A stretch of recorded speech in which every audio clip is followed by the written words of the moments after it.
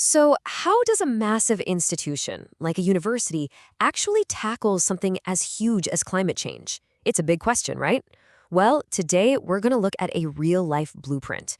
We're diving into the official Energy Master Plan from the University of Colorado Boulder to see exactly how they're planning to handle the next 30 years. Okay, first off, just look at this place. I mean, wow. When your campus is this gorgeous, the motivation to protect it is literally right outside your window.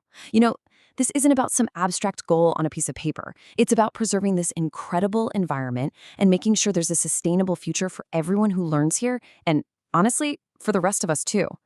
And the university leadership, they're absolutely crystal clear about what's at stake. This quote from the vice chancellor really frames the whole thing. He's saying, look, this is a direct response to a global crisis that's hurting people and ecosystems all over the world. This right here, this is their call to action. So you're faced with that huge challenge. What's the response? Well, it's this, a full-on 30-year roadmap. And we're not talking about some vague promise here. No, this is a super detailed plan for real, measurable change. And just to give you a sense of how important this is, you gotta know, this is a first for the university. Like the first time ever they've put together a plan of this size, just for energy use and efficiency. That right there tells you this is a major, major strategic shift. Okay, so what exactly is an energy master plan?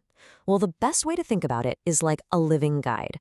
It's built to be smart with money, for sure, but it's also flexible. It's meant to adapt as new tech comes along and as the campus itself changes over the next 30 years. It's a strategy, not just some static document that sits on a shelf. And this plan, it lays out some really clear and pretty ambitious milestones.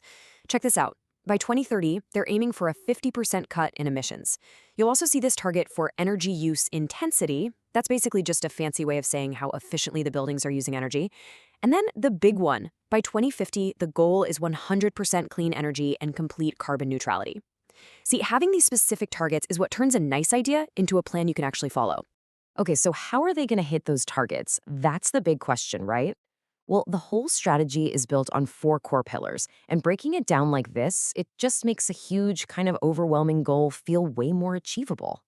So here they are, the 4 pillars. First, just use less energy in general, increase that efficiency. Second, clean up the energy that you do have to use. Third, make sure the whole system is tough and reliable, resilient. And fourth, lead the way in new ideas and innovation. I mean, it's a university, right?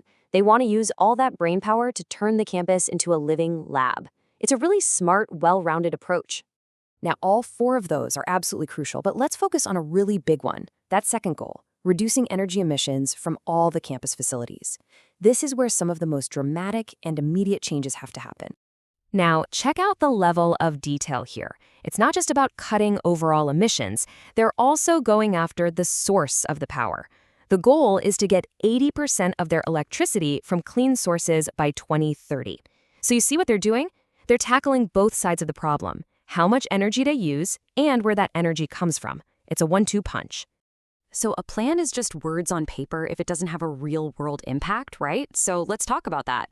What does success actually look like here? What are the real, tangible benefits besides just hitting some numbers on a chart?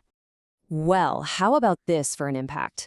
$100 million. That's how much money they project they'll save on energy costs over 30 years compared to just doing nothing. This is so key because it shows that investing in sustainability isn't just a cost. It's actually a huge financial win. You're talking about super efficient buildings and not being tied to the crazy price swings of fossil fuels. And there is a real sense of urgency here.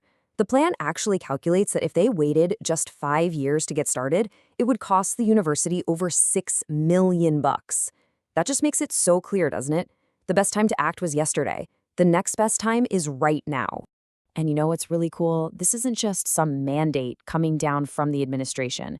The support on campus is, well, it's pretty much universal. A survey found that nearly everyone, we're talking 95% of students and 97% of staff, believes it's important for the university to have a strong public commitment to the climate. When you have that kind of buy-in, it creates this incredible momentum to actually get it done. And that all leads to this key idea they talk about, creating a culture of efficiency. The plan is smart enough to know that it's not all about giant new buildings. Success really depends on every single person taking some personal responsibility.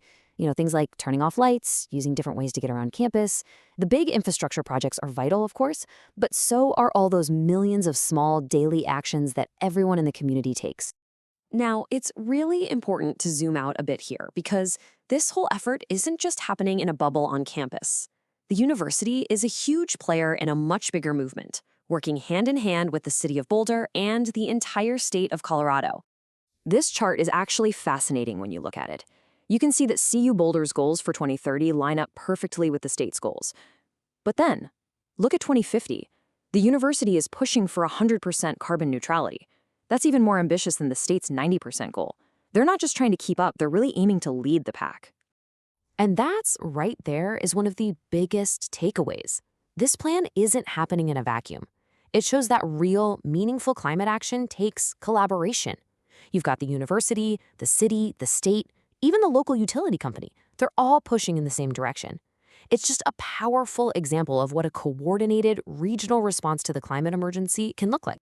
And ultimately, after all the plans and numbers and charts, it all comes back to this.